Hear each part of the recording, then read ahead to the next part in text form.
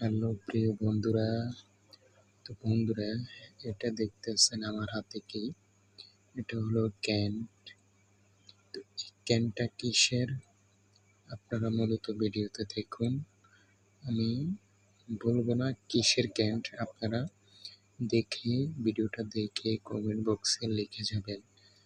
তো বন্ধুরা, দেশ এবং প্রবাসে যে যেখানে আছেন বন্ধুরা, আপনারা কি খাইছেন না খাইছেন কমেন্টে বিস্তারিত লিখে জানাবেন।